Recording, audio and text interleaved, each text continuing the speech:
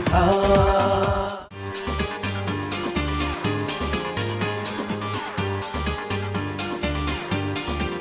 उम्र देखे नहीं, जात पूछे नहीं, प्यार में फिर भी है मुश्किलें नित नहीं।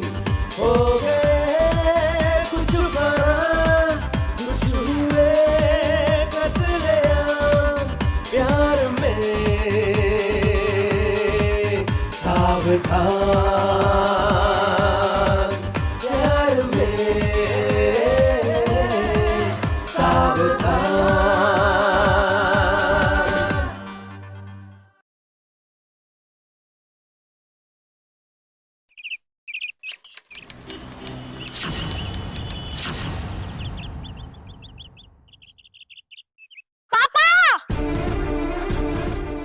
क्या है बेटा, क्यों चिल्ला रहे हैं?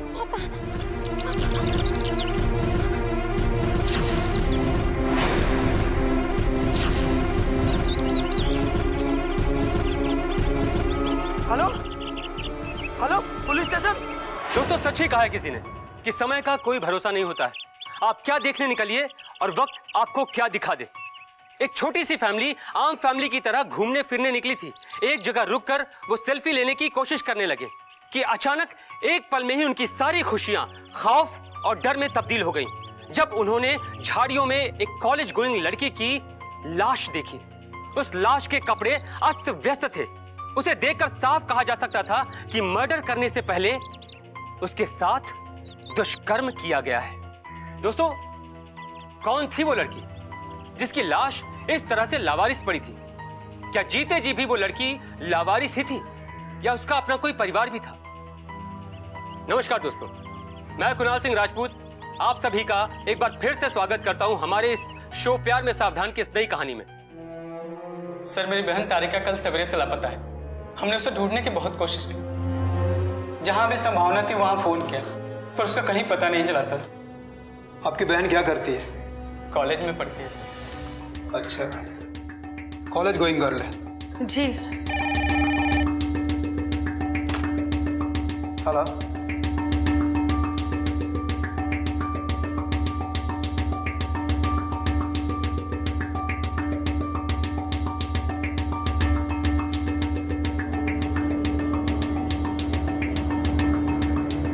ओके। देखिए, अभी अभी सूचना मिली है, एक कॉलेज गोइंग गर्ल की लाश मिली है। नहीं, मैं ये नहीं कहता हूं कि आपकी बहन ही है।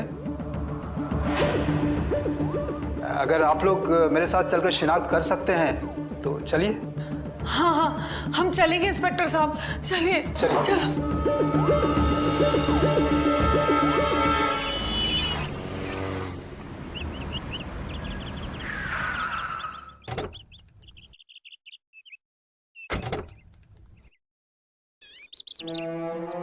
चलिए, हटिए हटिए।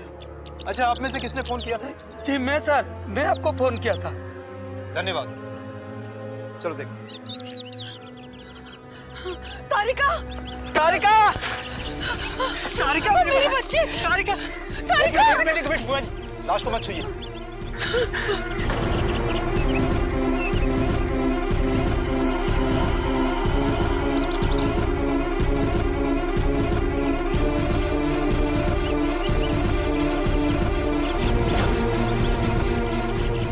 लाश को देखने से लग रहा है ये कल से पड़ी हुई है। इसके साथ किसी ने दुष्कर्म किया है। आप लोग यकीन के साथ कह सकते हैं यही तारिका है? जी हाँ सर, बचपन से साथ साथ बड़े हुए हैं। इसके सगी बहन है मेरी ये। बचपन से गोद में खिलाया है अपनी। मैं इसे कैसे नहीं पहचानूंगी? आप कौन? मैं इसकी बुआ हूँ। ये मेरे साथ रहती है, कॉलेज में पढ़ती है। क्यों? गाँव में कॉलेज नहीं है ना इंस्पेक्टर साहब। अच्छा, आप दोनों को किसी पर शक है जिसने भी इसके साथ ऐसा किया है? नहीं सर। आखिरी बार आप दोनों ने इसे कब देखा? मैं तो गांव में रहता हूँ सर, कभी कभार ही मिल पाता हूँ इससे। एक सप्ताह बाद मिला हूँ आज। पर बुआ जी आप तो हाँ, मेरे ही साथ रहती है। बहुत हंसमुख थी, बहुत होशियार भी थी। और उस दिन कह के निकली कि मैं विजेंद्र के साथ शॉपिंग पे जा रही हूँ। एक मिनट, ये विजेंद्र कौन है? हाँ, विजेंद्र इसका मंगेतर है, शादी होने वाली थी इसकी जल्दी।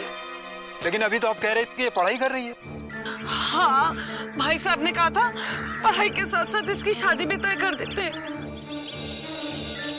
तो दिनेश के कहने पर इसके दोस्त विजेंद्र तिवारी के साथ हमने शादी तय कर दी इसकी। इसका मतलब है ये विजेंद्र के साथ शॉपिंग पर जा रही है, ये कहकर निकली और तब से लापता है। सपना, विजेंद्र का नंबर लो और उसे थाने पे बुलाओ। जी सर। और दुबे, लाश को पोस्टमार्टम के लिए भेजने का बंदोबस्त करो। तारिका, तारिका।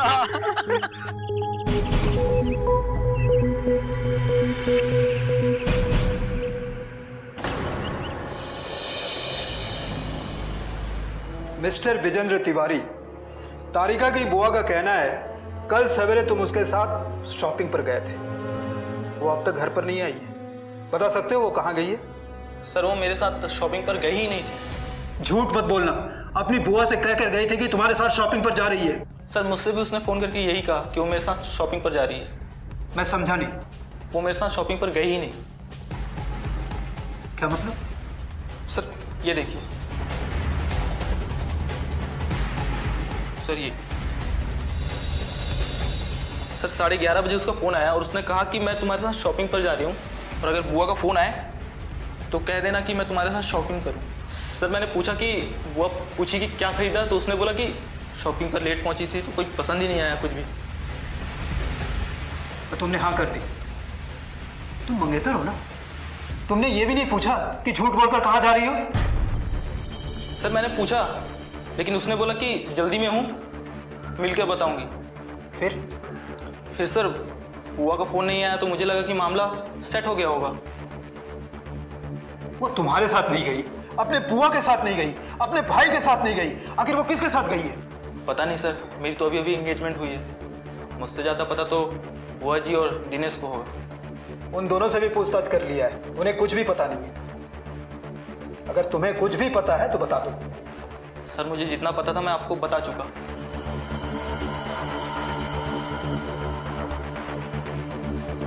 ठीक है, तुम जा सकते हो। Okay sir.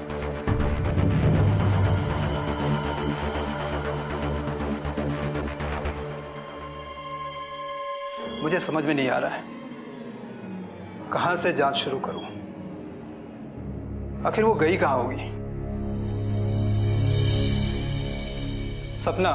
जी सर। एक काम करो, तारिका की फोन डिटेल्स और लास्ट लोकेशन का पता करो।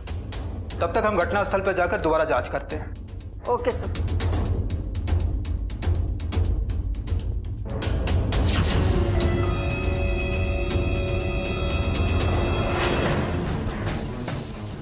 कुछ समझ में ही नहीं आ रहा है, ना यहाँ मोबाइल है ना पर्स। लेकिन जब वो घर से निकली थी तो मोबाइल पर्स दोनों साथ में ही था।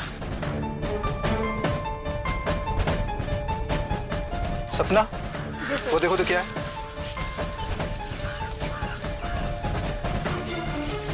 सर ये किसी का ड्राइविंग लाइसेंस लग रहा है।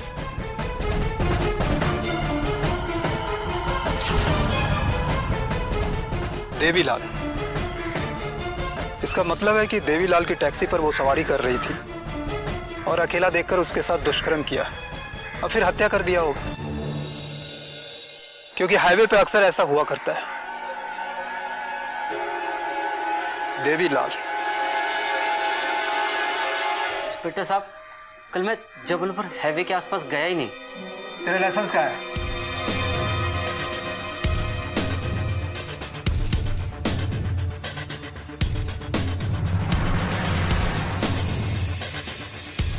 ये क्या है? सब मेरा लाइसेंस आपके पास कैसे? तू पूछ रहा है? तू पूछ रहा है मेरे पास कैसे आया? हाँ, तू पूछ रहा है? सब मैंने कुछ नहीं किया सब। तू पूछ रहा है मेरे पास कैसे आया है? कैसे है? पूछ रहा है? बता। कल जबलपुर हाईवे पर क्या कांड किया? सर मैं सच कह रहा हूँ, कल जबलपुर हाईवे तो क्या मैं घर से बाहर भी नहीं निकला था। तू घर से बाहर नहीं निकला। जी तेरा लाइसेंस खुद ब खुद हाईवे पर पहुंच गया। मुझे नहीं पता सर। तुझे नहीं पता? तुझे ये पता है तेरे पर्स में लाइसेंस है या नहीं? सर महीनों निकल जाते हैं, लाइसेंस देखते ही नहीं हम। कोई परसों ही हवलदार साहब मिले थे तो उनको दिखाने के लिए मैंने निकाला था। परसों तेरे पास था, जी। अब कल खुद ब खुद हाईवे पे पहुंच गया। खुद ब खुद हाईवे पहुंच गया। सर मुझे नहीं पता सर। चल तू सच थाने, कर रहा हूँ। वहां सच सच बताना। सर चल मैं सच कर रहा हूँ सर। चल। इंस्पेक्टर साहब मैं सच बोल रहा हूँ इंस्पेक्टर साहब। सर मिस तारिका का पोस्टमार्टम रिपोर्ट है।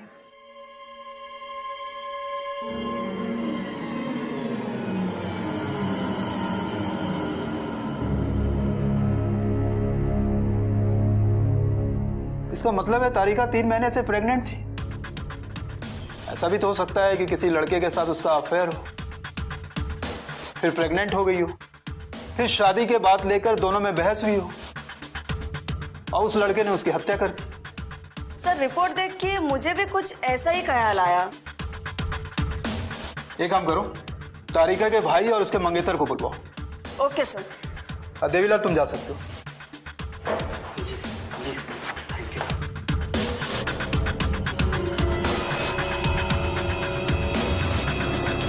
क्या आप लोग को पता है मिस तारिका 3 महीने की प्रेग्नेंट थी? प्रेग्नेंट? लेकिन ऐसा कैसे हो सकता है सर? ये आप दोनों के बयान के बाद ही पता चलेगा। प्यार में सावधान। दोस्तों पुलिस के पास तारिका की कॉल डिटेल्स आ जाती है, जिसे देखकर यह साफ पता लगता है कि उस समय तारिका अपने मंगेतर के साथ ही बात कर रही थी, जो समय उसके मंगेतर ने अपने फोन में देखकर पुलिस को बताया था। इसका मतलब यह है कि उसका मंगेतर सही बोल रहा था। लेकिन गौर करने वाली बात एक और है कि उसके फोन में एक नंबर ऐसा भी था जिस पर वो रोज बात किया करती थी। ये नंबर कमलेश का था, लेकिन ये कमलेश कौन था? दोस्तों लोग अक्सर उसी को ज्यादा फोन करते हैं जिसे अपना समझते हैं, और एक जवान लड़की उसे ही फोन करती है जिससे वो प्यार करती है। कहीं यही तो उसका कातिल नहीं था? सर तारिका का फोन की लोकेशन लिस्ट आ चुकी है, लेकिन इससे साफ पता चलता है उसका फोन लोकेशन घटना स्थल से होते हुए बेलखेड़ा गांव, वहां जाकर उसका फोन स्विच ऑफ हुआ है। इसका साफ मतलब है जी। कातिल ने कत्ल करने के बाद उसका पर्स और मोबाइल ले लिया और ज्यों ही आगे गया उसको एहसास हो गया कि उसका फोन ऑन है, फिर उसने ऑफ कर दिया होगा, है ना? आपने हमें बुलाया सर? यस। क्या आप लोग को पता है मिस तारिका 3 महीने की प्रेग्नेंट थी? प्रेग्नेंट? लेकिन ऐसा कैसे हो सकता है सर? ये आप दोनों के बयान के बाद ही पता चलेगा। लेकिन मुझे तो इस बारे में कुछ पता ही नहीं, बल्कि मुझे इस बात पर यकीन ही नहीं है सर। और मिस्टर मंगेतर? सर वो मैं नहीं। देखिए मिस्टर मंगेतर, आप मुझसे कुछ छुपा रहे हैं। अच्छा होगा कि आप मत छुपाइए, क्योंकि सच उगलवाना मुझे आता है। आप सच सच बता दीजिए। अरे आखिर आपके मंगेतर की इज्जत का सवाल है। कुमारी लड़की अगर प्रेग्नेंट होती है, ना सिर्फ मायके के लिए बल्कि ससुराल वाले के लिए भी इज्जत का सवाल होता है। समझ में आता है आपको? क्या बताऊं सर, जब मेरे दोस्त दिनेश ने अपनी बहन की शादी की बात मुझसे की तो मैं बहुत खुश हुआ, लेकिन जब मैं तारिका से पहली बार मिला तो बहुत दुख हुआ सर। क्यों? उसने मुझे कसम दी थी सर कि उसके भाई के सामने मैं मुंह ना खोलूं, पर अफसोस आज मुझे मुंह खोलना पड़ रहा है। जब हमारी शादी की बात चल रही थी, उसके बाद जब तारिका पहली बार मुझसे मिलने आई तो अरे तारिका तुम यहाँ अचानक? हाँ अचानक। आज आपसे शादी की बात चली तो मुझे तो आपसे बात करने आना ही था। क्यों, कोई प्रॉब्लम है? नहीं, प्यार है मुझे किसी और से।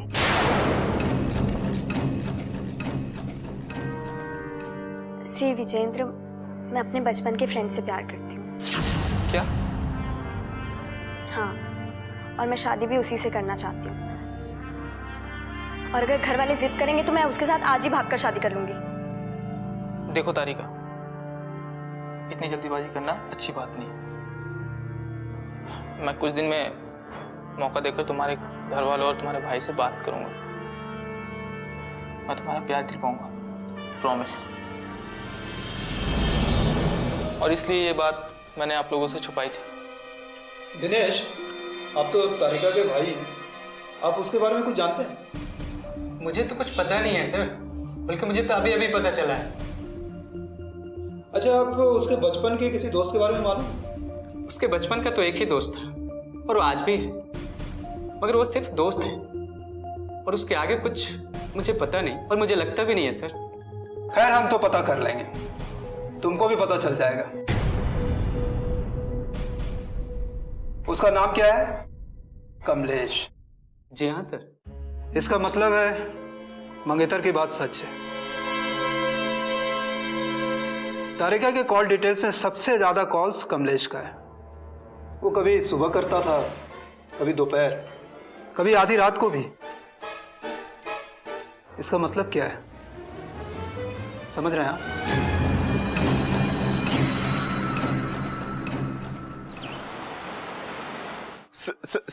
सर ये झूठ है सर, सरासर झूठ है सर। मुझे फंसाने की कोशिश की जा रही है। तुम्हारी तारिका से कोई दुश्मनी थी? नहीं सर। उसके मंगेतर से कोई दुश्मनी है? बिल्कुल नहीं सर। मुझसे कोई दुश्मनी है? सर कैसी बात कर रहे हैं आप? फिर तुम्हारे अगेंस्ट क्यों साजिश रची जा रही है, बताओ। बताता हूँ सर, कसम खा के बताता हूँ सर। तारिका मेरी बहुत अच्छी दोस्त थी, पर सर हमारे बीच में ऐसा कुछ नहीं था। तुम झूठ बोल रहे हो। सर मैं आपसे झूठ क्यों बोलूंगा सर? मुझे क्या मिलेगा आपसे झूठ बोल के? हफ्ते में तारिका कितने दिन फोन करती थी? सर हफ्ते में नहीं सर, मुझको रोज दिन में 8 बार फोन करती थी। 8 बार। क्यों? क्योंकि सर मैं और तारिका बचपन के दोस्त हैं। हमने सर बचपन से लेके आज तक साथ में पढ़ाई करी। उसको सर बचपन में कोई दिक्कत होती थी ना, तो मुझसे फोन करके मतलब सलाह मशवरा डिस्कस किया करती थी। बिल्कुल सर बच्ची की तरह थी वो, बिल्कुल बच्ची। तुम झूठ बोल रहे हो। सर मैं आपसे झूठ क्यों बोलूंगा? सर आप एक काम कीजिए, ये लीजिए फोन। सर ये लीजिए ईयरफोन। सर फोन में पिछले 1 महीने के सारे कॉल रिकॉर्ड्स हैं। सर आप सुन लीजिए इसको एक बार। अगर आपको एक बार भी लगता है कि हमारे बीच में कुछ भी ऐसा था, तो आप मुझको फांसी पे चढ़ा देना तुरंत। ऑन करके दो। इसमें सर पिछले पूरे 1 महीने के पूरे रिकॉर्ड्स हैं, उसके पहले की भी हैं। ऑन करो। आप वो भी सुन लीजिएगा। हाँ। सर ये हमारी पहली कॉल कन्वर्सेशन है।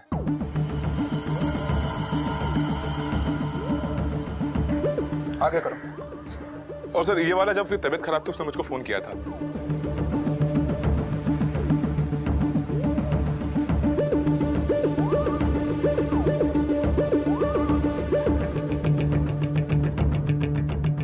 आगे करो। सर ये हमारा आखिरी कॉन्वर्सेशन है।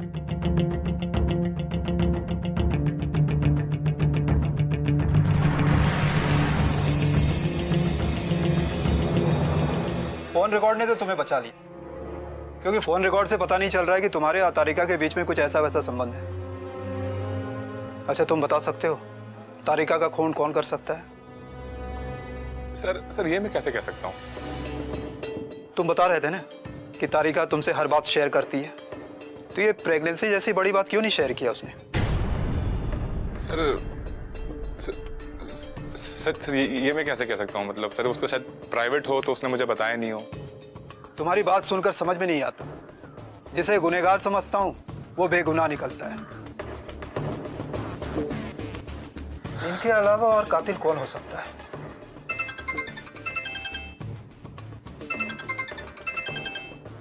सर, तारिका का नंबर का जो फोन था, उस डिवाइस में एक नया नंबर एक्टिवेट हुआ है।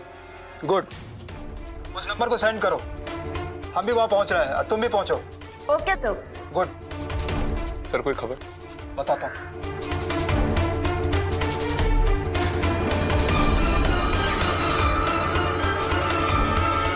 मैंने उधर ही जो है पर्स फेंका था सर, उधर।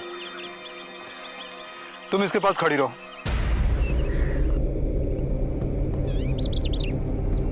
प्यार में सावधान। ये मोबाइल तुझे कहाँ से मिला है? मैंने खरीदा है सर। खरीदा है तूने? जी सर। फिर तो पेमेंट भी दिया होगा। हाँ सर। चल मैं तुझे पेमेंट देता हूँ। सर गिरा हुआ मिला था सर, मुझे गिरा हुआ मिला था। पड़ा हुआ मिला था या किसी का छीना झपटा था? नहीं सर, मुझे पड़ा हुआ मिला था सर। ये देखिए सर। अंगूठे और कान के बूंदे, ये सब तो तारिका के फोटो में उसे पहने हुए देखा था। मोबाइल तो तुझे गिरा हुआ मिला, ये तुझे कैसे मिला था? तूने जरूर उस लड़की से चोरी करके उसका मर्डर किया। नहीं सर, मैं मर्डर नहीं कर सकता हूँ सर। सर मुझे लाश से बहुत ज्यादा डर लगता है सर, मैं मर्डर कर ही नहीं सकता हूँ सर। अच्छा, डर लगता है? बहुत। सच सच बता दे, वरना मुर्दा घर में लाश के बीच सारी रात सुलाऊंगा। नहीं सर, बता। सर मुझे ये एक पर्स में गिरा हुआ मिला था सर। ये अंगूठी, ये बूंदी, ये सब कुछ उसी पर्स में था सर। कहाँ है वो पर्स? वो तो मैंने बेलखेड़ा रोड के पास जो जंगल है, मैंने वहाँ फेंक दिया सर। वो पर्स तुमने वहाँ फेंका? अगर तूने झूठ बोला है तो मैं तुझे वहीं गाड़ दूंगा। चलता। उधर देखो सर, मैंने उधर ही जो है पर्स फेंका था सर, उधर। तुम इसके पास खड़ी रहो।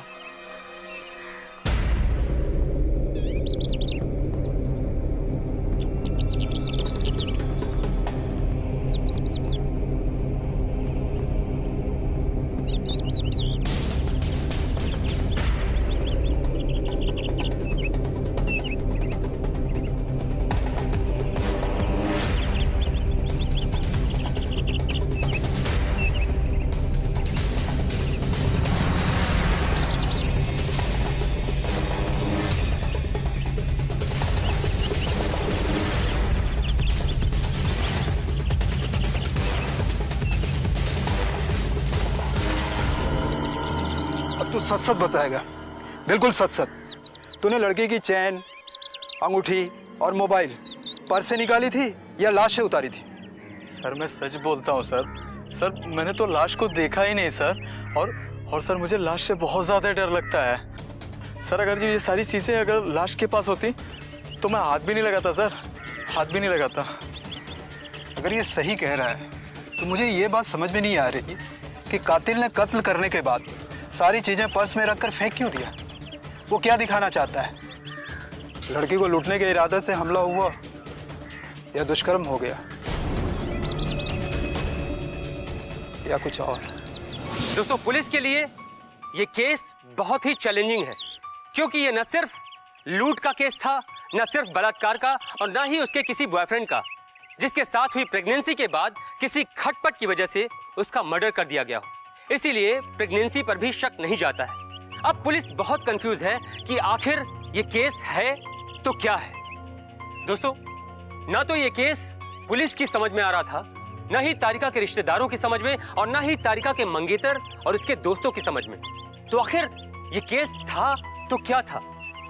ये आपको बहुत ही जल्दी पता चलेगा हमारे इस कहानी के अगले भाग में। तब तक के लिए जिंदगी बिताइए प्यार से और रहिए प्यार में सावधान। मैं कुणाल सिंह राजपूत आपसे इजाजत लेता हूं। जय हिंद। क्या हमसे कितनी बड़ी गलती होगी? एक मामूली सी ड्राइवर ने हमें धोखा दिया। इस पर तेरी गाड़ी का नंबर है ना? ये उसी लड़की ने लिखा है जिस दिन उसकी हत्या हुई थी। डेट देखो। बता तुमने उस लड़की के साथ क्या किया?